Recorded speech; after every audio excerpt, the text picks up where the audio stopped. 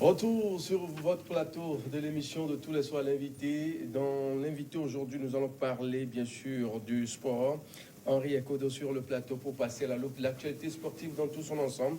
On va parler tout d'abord du Togo Koukaf, déplacement difficile de ASK à Enugu Rangers. Comme ça, nous sommes au Nigeria, c'est ça? Bien évidemment. Alors, en quoi cela est difficile pour ASK? Oui, quand nous prenons la posture de cette formation nigériane, on se rend compte que c'est une formation qui est très expérimentée sur le continent. Elle a déjà eu la chance de remporter plusieurs titres sur le continent, en coupe continentale. C'est l'une des plus grandes formations du Nigeria. Elle a gagné plusieurs titres dans le championnat nigérien. Et donc, compte tenu de tous ces aspects-là, c'est un grand club du championnat nigérien. Ils ont les gros moyens, ils ont de très bons joueurs. Et quand on scrute tous ces aspects-là, on se rend compte que c'est une formation qui est dure à cure pour l'association sportive des conducteurs de Cara. Sauf que aujourd'hui, les réalités du football ne sont pas celles d'hier. Aujourd'hui, nous avons une formation de la SK également, qui a quand même les côtés franches pour rivaliser avec cette formation nigériane. On l'a constaté qu'au match aller ici joué il y a de cela une semaine, le dimanche passé à Lomé. Exactement. Le représentant togolais les a battus par 2-1. Un match un peu compliqué pour cette formation de la SK. Pour les deux formations d'ailleurs, cette formation de la SK, nonobstant les difficultés dans le jeu, a su quand même tirer son épingle du jeu. On a vu qu'en début de rencontre, la SK, du moins, a maîtrisé de bout en bout la partie. Ils ont ouvert le score par l'entremise de Mani Djandja Sapol, qui a marqué un but sur une action bien construite, notamment. Et par après, ils ont commis une petite erreur et les joueurs de Enugu Rangers ont égalisé sur penalty. C'était Georges, l'attaquant nigérien, qui a égalisé. En deuxième mi-temps, ils ont les joueurs de Mani et de Kassim Guazou ont mis la pression. Un jeu fluide, direct, avec beaucoup d'utilisation au niveau de la largeur. C'était véritablement une leçon dans l'utilisation et la conservation du ballon qu'a fait preuve ces joueurs de l'ASK. On a vu que les joueurs comme Nan Richard, Ouro Agro, Ismaël se sont montrés plus précis dans les derniers gestes, du moins en seconde période, et cela a payé par l'entremise de Nan Richard qui a marqué le deuxième but dans l'ultime minute de la rencontre. Le point noir de cette rencontre, c'est le fait qu'ils n'ont pas su concrétiser pratiquement toutes leurs actions, leurs occasions de but, leurs situations de but, alors qu'ils pouvaient, s'il y avait l'efficacité au rendez-vous, ils pouvaient gagner ce match-là par 2 buts ou 3 buts d'écart. Donc, ils n'ont pas su faire preuve de beaucoup plus d'efficacité dans les derniers gestes, ce qui ne leur a pas permis de pouvoir gagner ce match-là avec une grande avance. Justement, on va parler de cette avance-là, 2-1. Est-ce que ça promet? Quand on analyse véritablement tout ce qui se passe autour des matchs de football sur le continent africain, surtout quand une équipe joue à domicile, il faut se dire que ça sera très compliqué pour la formation de l'ASK, surtout quand on sait que aujourd'hui en Afrique, quand vous vous déplacez à l'extérieur, il y a la pression du public, tout peut être contre vous. Il y a l'état de la pelouse également, parce que vous n'êtes pas habitué à jouer sur cette pelouse. Il y a par exemple les officiels qui peuvent vous jouer également un sale tour, exactement, influencer le résultat du match. La preuve, on a vu avec ces éperviers locaux qui menaient par 4-1 au match aller pour les qualificatifs du CHAN. Au match retour, on a vu cet arbitre nigérien a donné 10 minutes de temps d'arrêt de jeu, de temps additionnel pour la formation nigériane. Heureusement, les poulains de la balle de se sont bien sortis. Et donc, quand on analyse ces aspects-là, on se dit que ça sera très compliqué pour l'ASK. Mais le point positif, c'est que cette formation de l'ASK, depuis qu'elle a commencé cette campagne de Ligue de Champions pour la première fois et de Coupe de la CAF par après, on a constaté qu'elle respire une certaine maturité dans pratiquement ces matchs sur l'aspect tactique et sur l'aspect collectif. On les a vus faire preuve de beaucoup plus d'un état d'esprit assez intéressant quand ils jouaient face à l'AS Vita Club en match au deuxième tour de la Champions League. Ils avaient fait un match nul 0 but partout avec cette formation de l'AS Vita Club ici à Lomé. Ils se déplaçaient au niveau de l'AS Vita Club et dans le grand stade des Martyrs de Kinshasa, un stade de 80 000 places. Malgré qu'ils ont été battus, ils ont fait preuve de beaucoup d'ardeur, de courage. Donc, sur ces aspects-là, on peut dire que la SK a ses chances pour pouvoir battre Enugu Rangers. Il y a également le fait que dans le jeu, c'est une formation de la SK qui est capable de se transcender, même à l'extérieur, parce qu'ils ont ces joueurs-là qui ont cette faculté de pouvoir éliminer facilement. Je parlais tantôt de Nan Richard, le capitaine. C'est un capitaine exemplaire. Il évolue sur le couloir gauche, mais il est capable de finir également ses actions dans la surface de réparation parce qu'il a cette agilité technique-là qui lui permet de pouvoir se desservir de ses adversaires facilement. Vous avez, par exemple, le milieu de terrain, le maestro, celui-là même qui donne le tempo du jeu de la SK, Mani Sapoul, au milieu de terrain. Lui, c'est un joueur dans les petits périmètres qui peut éliminer facilement. Il a de cette dribble chaloupée là pour pouvoir créer des fenêtres de passe et servir sur des plateaux de ses partenaires. Et vous avez une défense centrale qui se comporte bien. Issaka Latif et Ouro Djeri également, Ikilulu, sont capables de pouvoir tenir la dragée haute face aux assauts nigérians. Donc, s'ils font preuve de beaucoup plus de sérieux dans le placement, s'ils font preuve de beaucoup plus d'efficacité devant et ils se concentrent beaucoup plus, je pense que les protégés de Kassim Diajou peuvent créer l'exploit à Enugu Rangers demain. Créer l'exploit avec combien de buts pour pouvoir s'en sortir tête haute? Si ils arrivent à pouvoir faire un match nul, ils peuvent se qualifier facilement. S'ils arrivent à gagner, c'est encore mieux. Mais d'aventure, s'ils perdaient par un score de 1-0, c'est cul pour les joueurs de l'association sportive des candidats de Dakar. On va espérer qu'ils vont tout donner, ils vont oublier le score du match aller, se lâcher complètement pour aller damer le pion à cette formation nigériane. Et quelle est la portée de ce match-là quand on sait qu'on dit Kuka pour celui qui nous suit actuellement? Il s'agit concrètement de quoi? Oui, il s'agit de la seconde compétition des clubs sur le continent parce que nous avons la Champions League africaine qui est la compétition fêtière au niveau des clubs en Afrique. Par après, vous avez la Coupe CAF. La Coupe CAF, c'est le pendant, j'allais dire, de la Coupe de la Ligue Europa en Europe. Et donc, cette compétition est une compétition qui rassemble pratiquement des clubs du continent. Et donc, si jamais cette formation de l'ASK bat et Enugu Rangers élimine Enugu Rangers demain, ils vont rentrer en poule de cette compétition-là. Et ça sera pour la première fois. On a eu l'Est Goport qui a créé l'exploit il y a de cela 2 ans, en se hissant même en phase de poule de la Champions League, de la première compétition des clubs en Afrique. C'était quelque chose d'intéressant. Cette fois-ci, si les joueurs de l'ASK arrivent à pouvoir créer cet exploit et à rentrer en poule de cadrage de la Coupe de la CAF, ça sera intéressant parce que ces joueurs-là vont se frotter à d'autres grands joueurs du continent. Ils vont pouvoir être encore plus expérimentés. Ils auront droit, du moins, à la manne financière. Voilà un peu l'un des enjeux de ce grand match-là. Si d'aventure il se qualifie, la CAF aura à reverser des droits au club et non, ça aura véritablement une plus-value par rapport au développement du football dans notre pays. Peut-être qu'un petit souhait pour cette équipe-là togolaise actuellement de l'autre côté du Nigeria. Oui, le grand souhait, c'est que cette formation, du moins, ça doit pouvoir être sérieux, appliqué, précis, concis. Demain, au niveau des Enugu Rangers, il va falloir faire preuve de beaucoup plus d'un bon état d'esprit, ne pas, du moins, se faire influencer. Céder à la pression. Céder à la pression du public, céder à la pression même de l'arbitre. Il faut jouer son va-tout du début jusqu'à la fin de la rencontre. Un temps d'arrêt de 10 minutes, hein, c'est trop. 10 minutes, c'est rare. Hein. Oui, 10 minutes, c'est rare et je suis toujours vraiment choqué. Je n'ai pas compris cela par rapport à cette rencontre-là qu'a livré les éperviers locaux au Nigeria. Je crois que les instances dirigeantes de la CAF vont pouvoir prendre des mesures nécessaires pour que l'arbitre qui va officier le match de ce club togolais demain puisse être impartial. Henri, on va toujours parler du foot, cette fois-ci avec le grand Samuel Eto'o, dans une interview accordée en France en début de semaine. Il s'est dit, l'histoire l'a gardé, l'histoire l'a dit, il est le grand, le meilleur de son époque. Est-ce vrai d'abord, cette information-là, ou bien il se reproche quelque chose et se l'a réclamé? Question intéressante.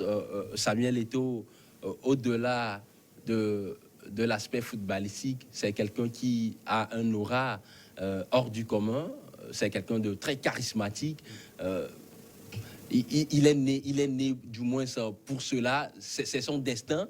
Samuel Eto'o, on l'a connu très tôt, à 17 ans. D'ailleurs, lorsqu'il avait commencé à évoluer, du moins à pouvoir faire ses pas dans le football professionnel avec l'académie Brasserie au Cameroun. Très tôt, il a été transféré du côté du Real Madrid. Par après, le Real Madrid l'a prêté à cette formation du Real Mallorca. Le FC Barcelone est allé le chercher et Samuel Eto'o, du moins, a commencé l'une des plus grandes épopées du football africain, pratiquement dans les années 2000. Il ne faut pas occulter le fait qu'il avait commencé également, il avait joué également une Coupe du Monde avec la France, avec le Cameroun plutôt. En France, il était d'ailleurs le plus jeune joueur qui avait joué cette compétition avec Michael Owen à l'époque. Par après, c'est une carrière assez intéressante, une ascension fulgurante, plusieurs titres de champion d'Espagne gagnés avec le FC Barcelone. Il a gagné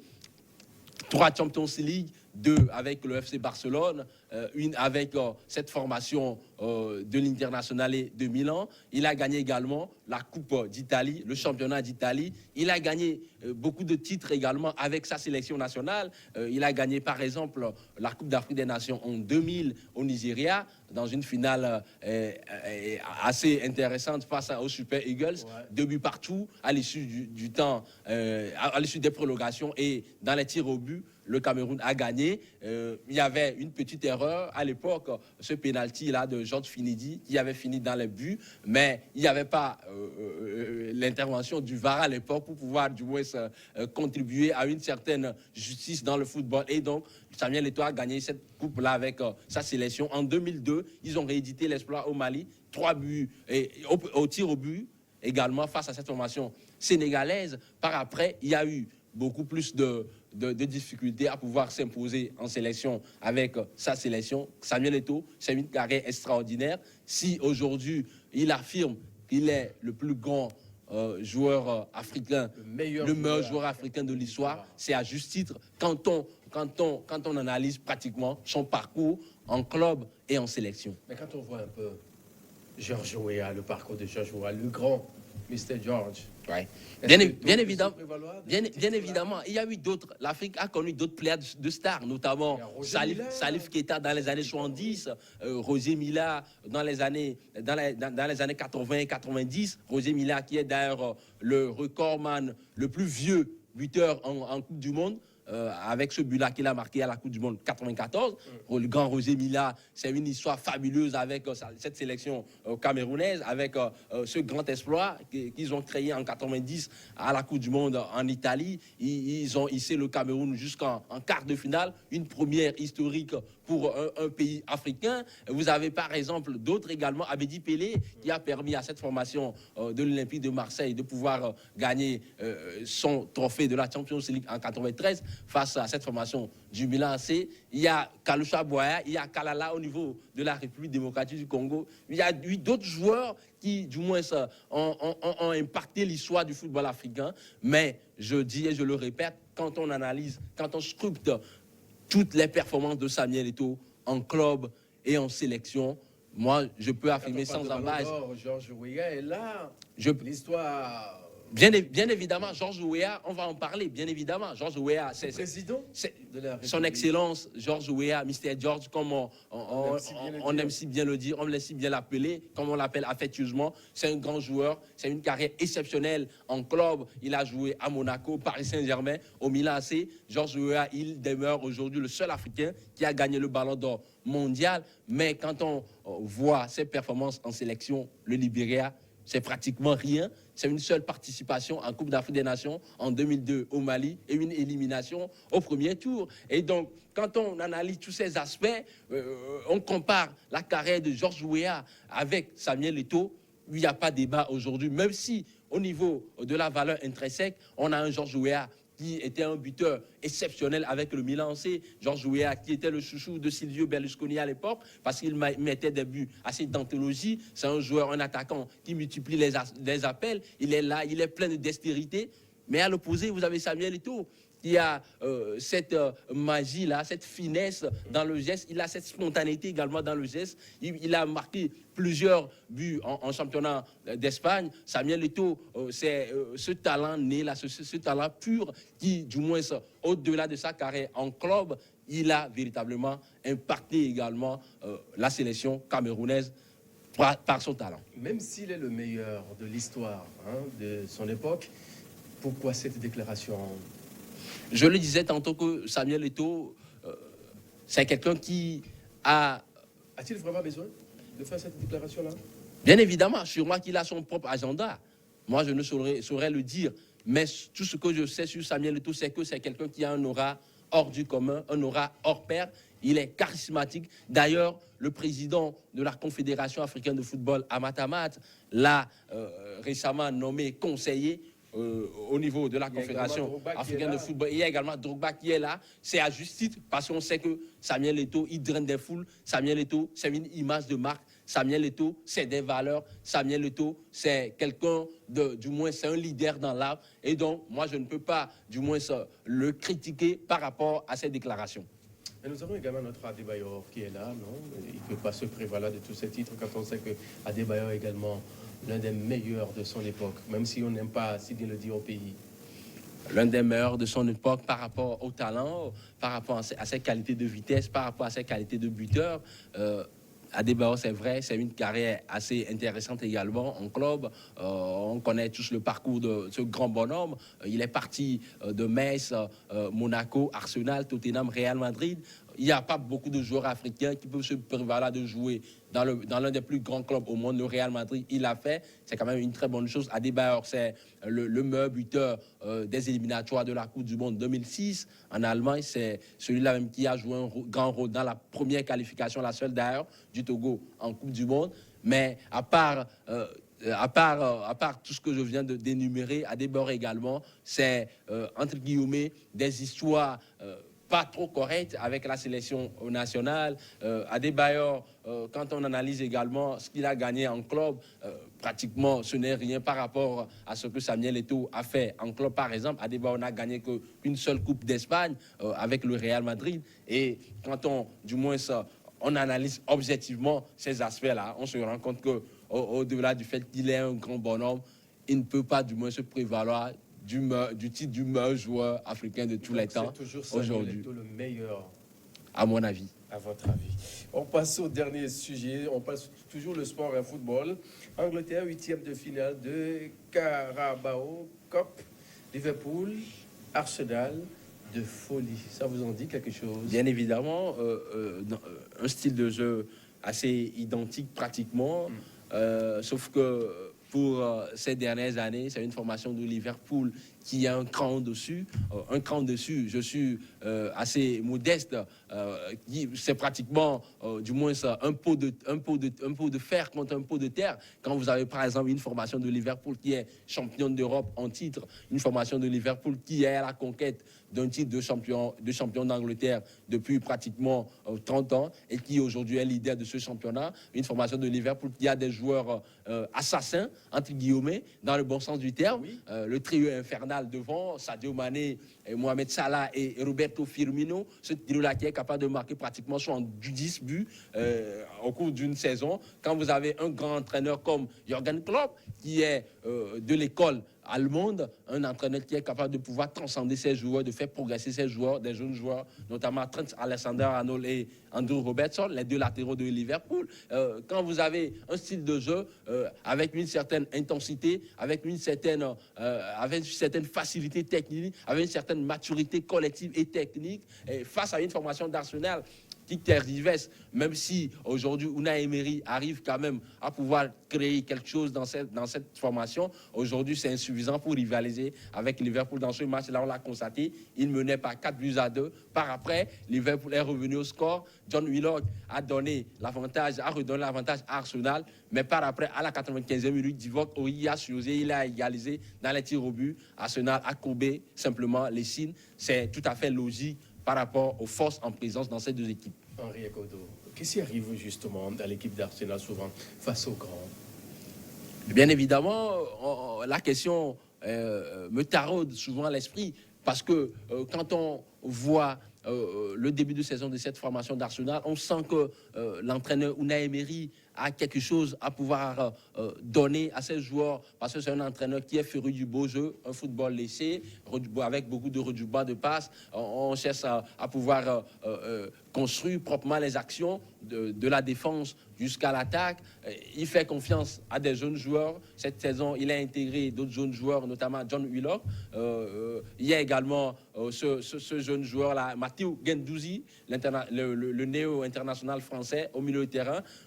Mais on se rend compte que ces jeunes joueurs-là manquent d'expérience, ça manque parfois de créativité dans le jeu, ça manque parfois de sérénité au niveau de la défense. Voilà un peu l'un des aspects négatifs de cette formation d'Arsenal aujourd'hui. Ils ont recruté un David Luiz qui est quand même expérimenté pour pouvoir stabiliser cette défense-là, mais on se rend compte, on constate qu'il est toujours, du moins, fébrile dans ses actions, dans ses actes, dans son positionnement, et cela n'aide pas Arsenal à pouvoir rivaliser avec les gros d'Angleterre. À part cela, qu'est-ce qui explique le fait qu'Arsenal ne fasse plus partie de ces grandes équipes d'Angleterre? Bien évidemment. On sait que de par le passé, quand on dit Arsenal, tout le monde a envie de regarder. La question, elle est très bien posée. Félicitations, Mathieu.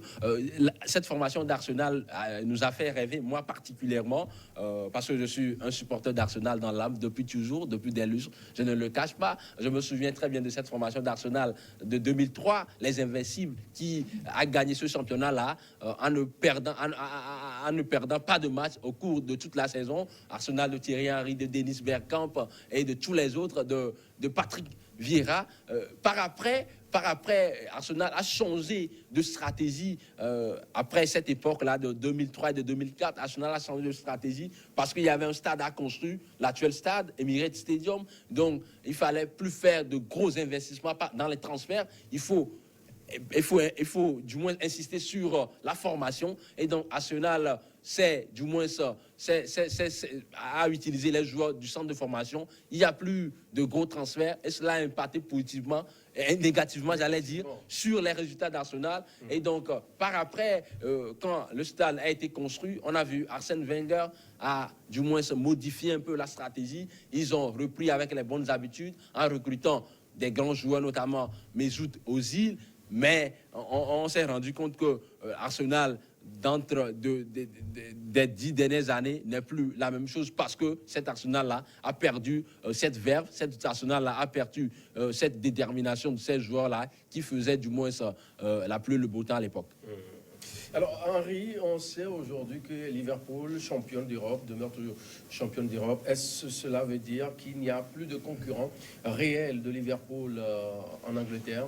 Bien évidemment, il y a des concurrents. Quand je prends par exemple la formation de Manchester City, c'est l'une des plus grosses écuries de ce championnat. Elle est d'ailleurs double vainqueur du championnat de la Première Ligue. Et cette saison, elle va harceler Liverpool jusqu'au bout. On se souvient de la saison dernière, Liverpool était en avance, mais dans le dernier virage, Manchester City les a doublés et les a devancés finalement. Et donc cette saison, c'est l'un des plus grands rivaux de cette formation de Liverpool. Vous avez une formation de Man City qui a un maestro à sa tête, notamment le professeur Pep Guardiola.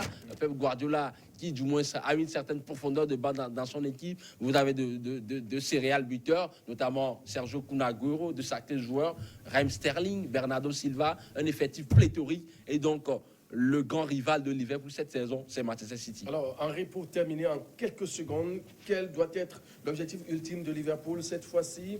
La Coupe, le championnat ou la Ligue des Champions?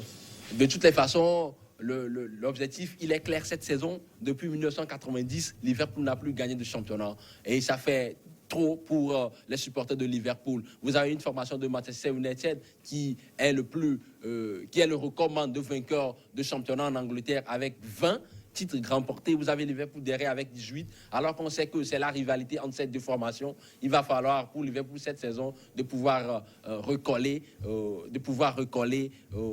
à son grand rival qui est Manchester United. Donc l'objectif ultime assigné à Jürgen Klopp cette saison, c'est de remporter le championnat d'Angleterre. Merci à vous, Henri Akodo. Je rappelle bien sûr que vous êtes journaliste, analyste sportif, c'est ça? Bien évidemment. Merci d'être passé. C'est bon. Monsieur, une pause s'impose, l'info, juste derrière, on se retrouve dans Regard Croisé.